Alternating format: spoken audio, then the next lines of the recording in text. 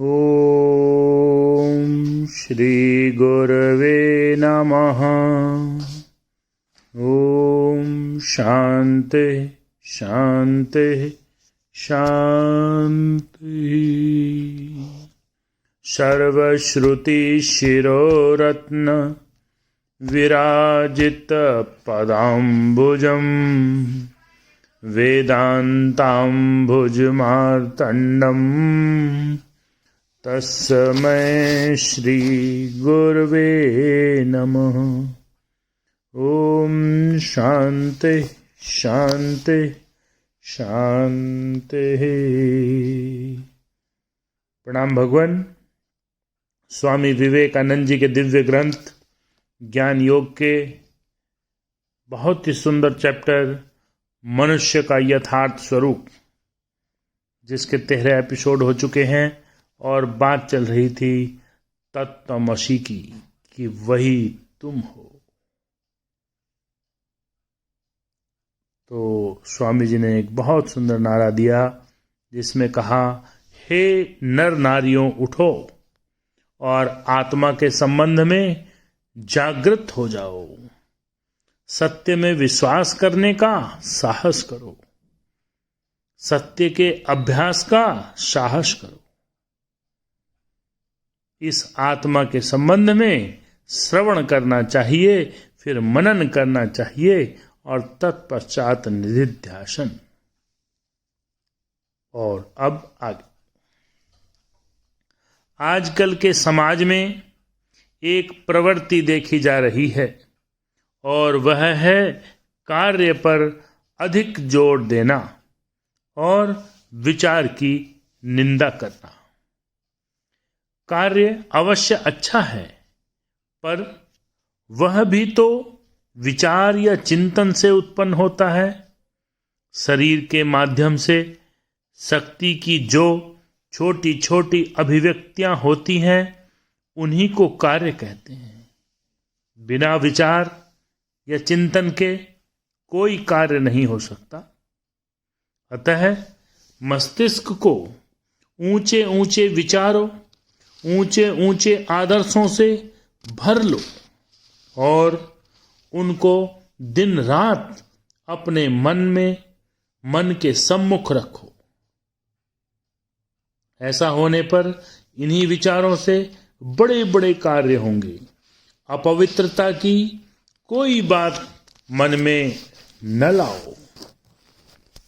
प्रयुक्त मन से कहो कि मैं शुद्ध पवित्र स्वरूप हूं, हम क्षुद्र हैं, हमने जन्म लिया है, हम मरेंगे।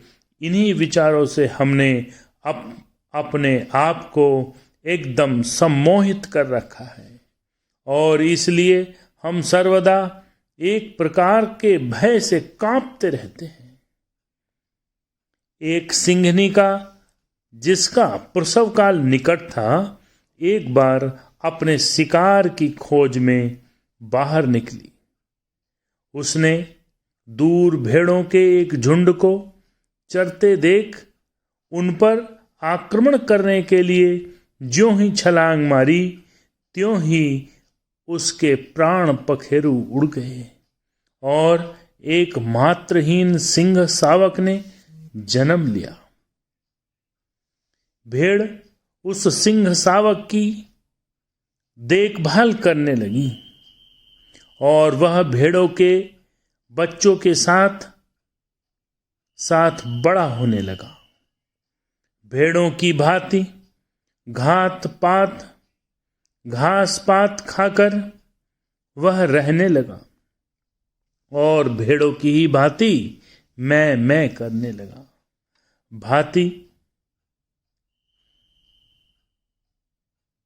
मैं करने लगा। और यद्यपि वह कुछ समय के बाद एक शक्तिशाली पूर्ण विकसित सिंह हो गया, फिर भी वह अपने को भेड़ ही समझता था। इसी प्रकार दिन बीतते गए और एक दिन वह बड़ा भारी सिंह शिकार एक बड़ा भारी सिंह शिकार के लिए उधर आ निकला, पर उसे यह देख बड़ा आश्चर्य हुआ कि भेड़ों के बीच में सिंह भी है और वह भेड़ों की ही भांति डरकर भागा जा रहा है। तब सिंह उसकी ओर समझाने के लिए बढ़ा कि तू सिंह है, भेड़ नहीं।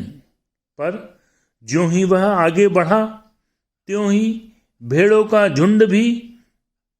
झुंड और भी भागा और उसके साथ साथ वह भेड़ सिंह भी।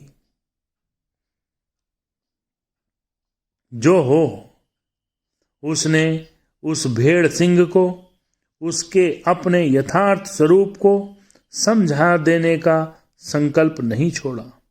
वह देखने लगा कि वह भेड़ सिंह कहाँ रहता है, क्या करता है। एक दिन उसने देखा कि वह एक जगह पड़ा सो रहा है। देखते ही वह छलांग मारकर उसके पास जा पहुंचा और बोला, अरे तू भेड़ों के साथ रहकर अपना स्वभाव कैसे भूल गया? तू भेड़ नहीं, तू तो सिंह है। भेड़ सिंह बोल उठा, क्या कह रहे हो? मैं तो भेड़ हूं, सिंह कैसे हो सकता हूं?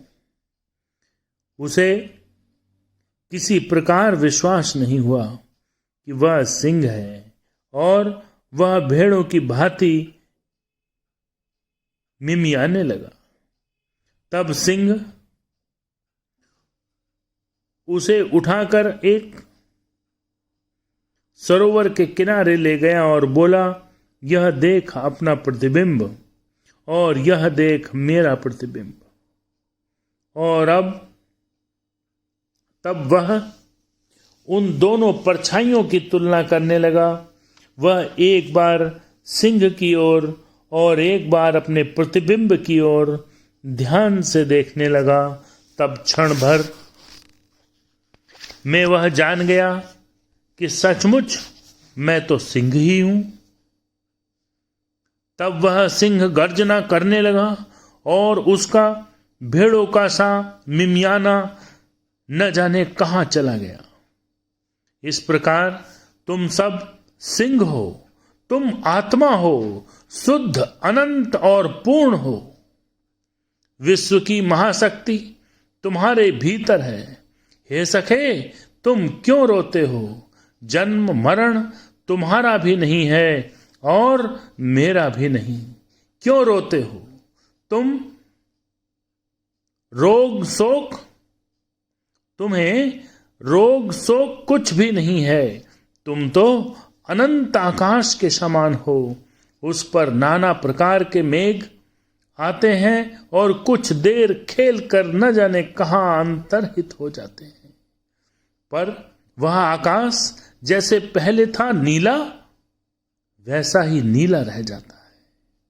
जिस प्रकार के ज्ञान का अभ्यास होगा, इसी प्रकार के ज्ञान के अभ्यास करना होगा। इसी प्रकार के ज्ञान का अभ्यास करना होगा। हम संसार में ताप पाप क्यों देखते हैं? किसी मार्ग में एक ठूंठ खड़ा था। एक चोर उधर से जा रहा था। उसने समझा कि वह कोई पहरे वाला है। अपनी प्रेमिका की बाट जोहने वाले प्रेमी ने समझा कि वह उसकी प्रेमिका है। एक बच्चे ने जब उसकी तरफ देखा तो वह भूत समझकर डर के मारे चिल्लाने लगा। इस प्रकार भिन्न भिन्न व्यक्तियों के यद्यपि उसे भिन्न भिन्न रूपों में देखा, तथापि वह एक ठूंठ के अतिरिक्त और कुछ भी नहीं था। हम स्वयं जैसे होते हैं, जगत को भी वैसा ही देखते हैं।